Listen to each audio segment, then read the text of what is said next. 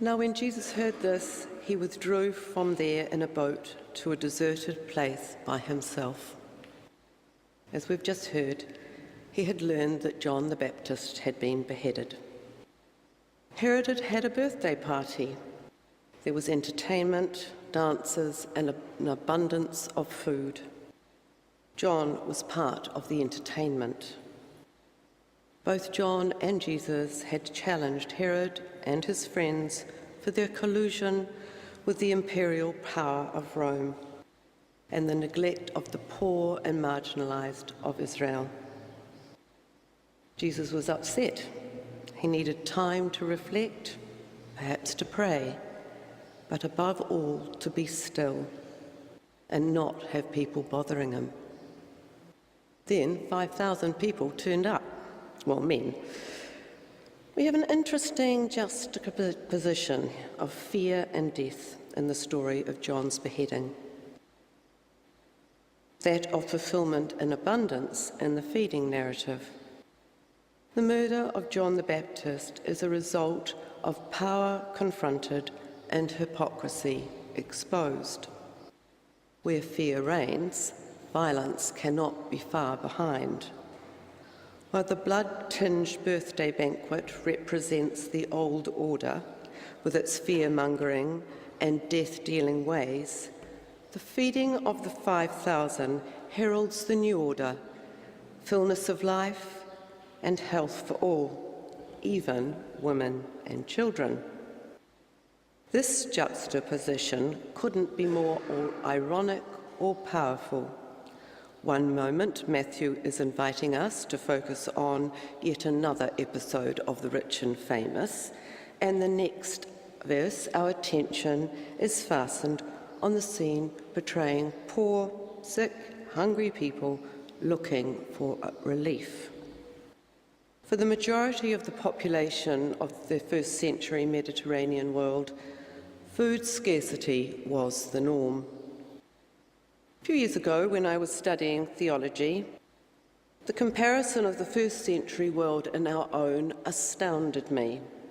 Overcrowding, poor quality housing, densely populated cities, unemployment, poor health, urban drift, and poor food supply were adjectives being used. These same adjectives we use in our daily lives at the mission describing our client's situation. It seems extraordinary that we have the same realities.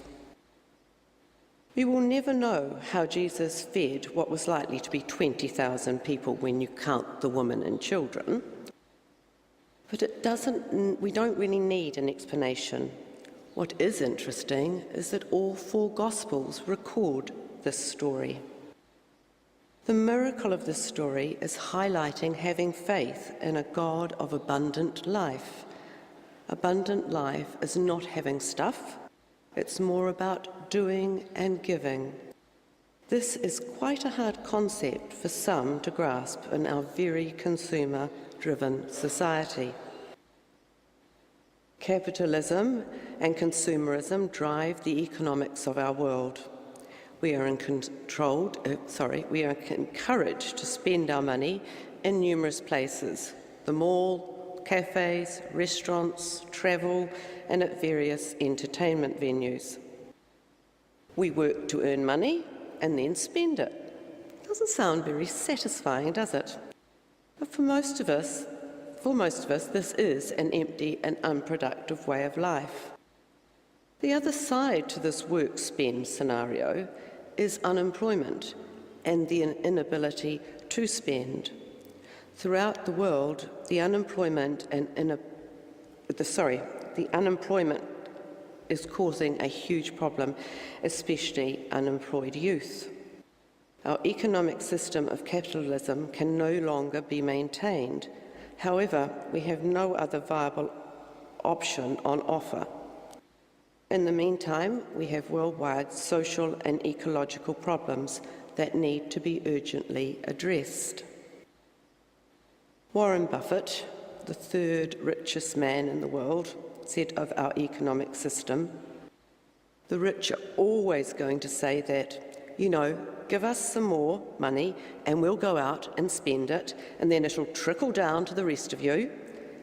But that has not worked in the last 10 years, and I hope the American public is catching on. This is similar to the world what Jesus came to change and to bring the kingdom of heaven. The miracle in the story is not feeding the many thousands with a meagre amount of food. The miracle is God's compassion for us that has no boundaries and requires so little from us but faith and belief. The last verse of this reading is both poignant and powerful. And those who ate were 5,000 men, besides women and children. This is an inclusive statement that must have been ignored or lost for thousands of years, given the battles women have had to fight for inclusivity over the centuries, particularly in the church. Last week, Diane Robinson spoke to you about a project called Family 100. I was an interviewer researcher on that project. We wanted to find out what kept people in poverty. Listening to families' stories for 12 months was at times very painful, and at other times I was full of admiration at their resilience and their lack of self-pity. There was always someone worse off than them.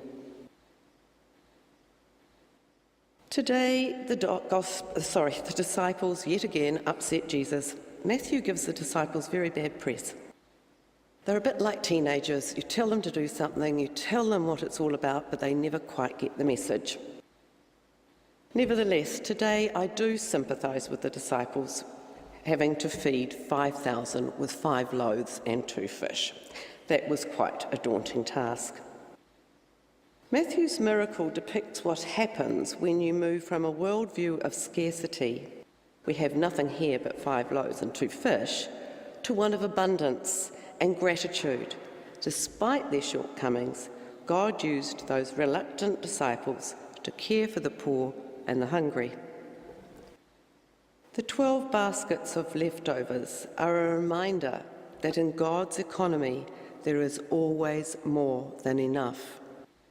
God's endless supply of goodness and generosity is available, illustrating the transforming power of a God always on the lookout for the vulnerable.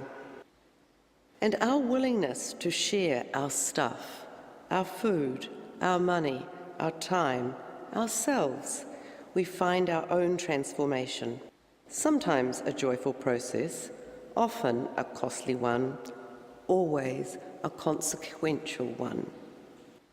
Frederick Bruckner said, "Greed is the mathematical truism that the more you get, the more you have. The opposite of greed, the selfless love of God and neighbour, is based on the truth that the more you give away in love, the more you are." God is still at work, performing miracles through disciples eager, reluctant, and everything in between. Miracles that easily rival those reported in today's reading.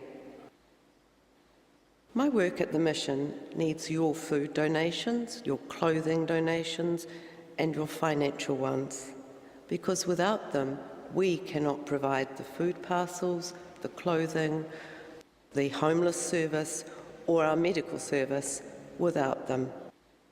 The distribution of 5 loaves and 2 fish at the gathering today was likely to have been the sharing of everyone's food and resources that afternoon. The idea of everyone sharing their resources, such as food, water, clothing, may also be the way to deal with our world economic problems.